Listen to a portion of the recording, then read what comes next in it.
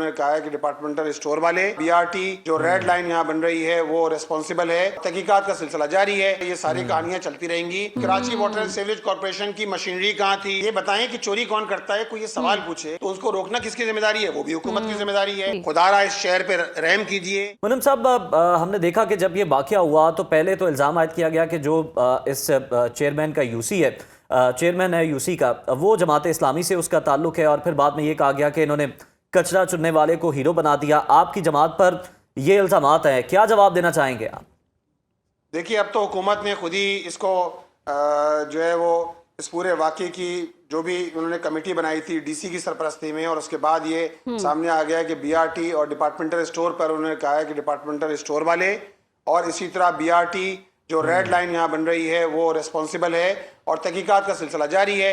बाकी तो हुकूमत जो है वो एसएसपी को अब मुअत्तल करे, डीएसपी को मुअत्तल करे, ये सारी कहानियां चलती रहेंगी। हमारा तो ये कहना है कि भाई खुदारा पीपल्स पार्टी की सूबाई हुकूमत इस शहर पे रहम करे। इस देखे ना, ये बच्चे का इतना अंदरनाक वाकया है कि जिसकी जितनी मजम्मत की जाए कम है, लेकिन यही वो शारा है बीआरटी रेड लाइन जो ट्रांस कराची के तहत बन रही है, कंपनी के तहत, ट्रांस कराची कंपनी के तहत बन रही है। ये पूरी शारा ट्रांस कराची कंपनी को दी गई है, और इस शारा पर अभी 1 महीने पहले एक नौजवान 6 महीने कौमे में रहने के बाद वो उसकी मोटरसाइकिल पे जा रहा था, रात में अंधेरा था, वो बैरियर से टकरा गया। 20 साल नौजवान था और वो फूड पांडा इस तरह की चीजें तकसीम करता था, फूड तकसीम करता था, वो उसकी डेथ वाक़ हो गई। इस तरह के 2-3 वाक़यात पहले हो चुके हैं। तो हम तो कहते हैं खुदारा ये यूनिवर्सिटी रोड है, इसको बहाल कीजिए।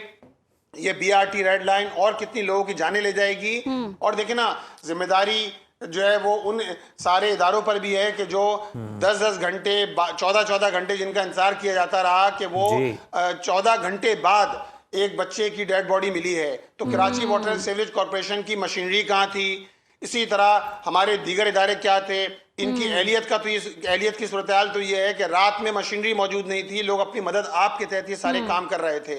तो मेरा अपना ख्याल ये है कि जब तक आप नीचे टाउन्स को बाइख्तियार नहीं बनाएंगे, डेवोल्यूशन ऑफ पावर नहीं करेंगे, जब तक नीचे मसाइल और इख्तियारात निचली सतह पे नहीं देंगे, बिल्कुल इख्तियारात भी निचली सतह तक तकसीम होने चाहिए। मुनम साहब, आप जो कह रहे हैं कि पीपल्स पार्टी इस शहर पर रहम खाए, तो सूबाई हुकूमत तो दावा कर रही है कि हमने 88,000 ढक्कन लगाए हैं गटरों पर कराची के अंदर। सादिया साहिबा भी कह रही हैं कि ढक्कन लगाने का मसला नहीं है, हम लगाते हैं वो चोरी हो जाते हैं। क्या ऐसा ही इत्तेफाक करते हैं आप?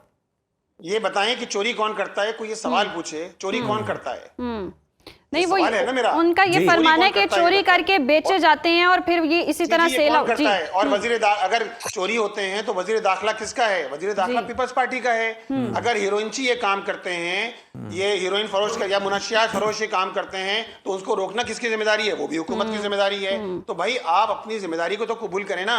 इस शहर में जहाँ पेडिस्ट्रेनियन ब्रिज का लोहा जो है चोरी किया जा रहा है, जहाँ सड़कें उधड़ी हुई हैं, अब देखें ना ये बीआरटी बन रही है, इसको 2024 में मुकम्मल होना था। मुनम साहब, हम सादिया साहिबा से पूछ लेते हैं। सादिया साहिबा, यही सवाल आपकी जानिब के, इनको फिर रोका कैसे जा सकता है? ये चोरी वाला जो सिस्टम है इसको कैसे कंट्रोल किया जाए? फिर ये तो हुकूमत बताएगी ना किस तरह सादिया साहिबा ये कहां से आती है, मुंशियात फरोश कहां से साहब, आते हैं, आपके इसी सवाल का जवाब हम ले रहे हैं सादिया साहिबा से। पुलिस है, कोई इदारे हैं, कोई मैकेनिज्म है, कोई सिस्टम है कि जो इस शहर के अंदर में जिसकी जो है वो बिल्कुल दुरुस्त फरमाया मुनम साहब, सिर्फ एक है और वो करप्शन का सिस्टम है। शहर के सारे इदारे इस वक्त जो है वो जो मंजरनामा पेश कर रहे हैं अपने हिस्से काम नहीं कर रहे, कोई प्रोजेक्ट मुकम्मल होने का नाम ही नहीं लेता। जी आप ये सवाल कर लीजिए ना कि जी, हम यही सवाल करें। जी सादिया साहिबा, मुनम साहब, आपसे भी हम यही जानना चाहेंगे आपके क्लोजिंग रिमार्क्स। मतलब आप क्या चाहते हैं कि ये तो चले मासूम इब्राहिम की जान चली गई, लेकिन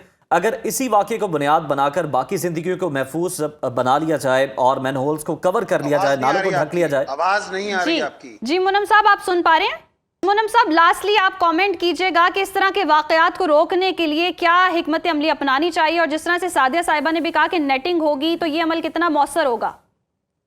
देखिए भाई, बात ये है कि इस तरह के वाकयात ये पहला वाकया नहीं है जी। अल्लाह करे कि ये आखिरी वाकया हो। 24 लोग जहां बाग हो चुके हैं इस साल। 2023 में 68 वाकयात हुए थे इस तरह के वाकयात।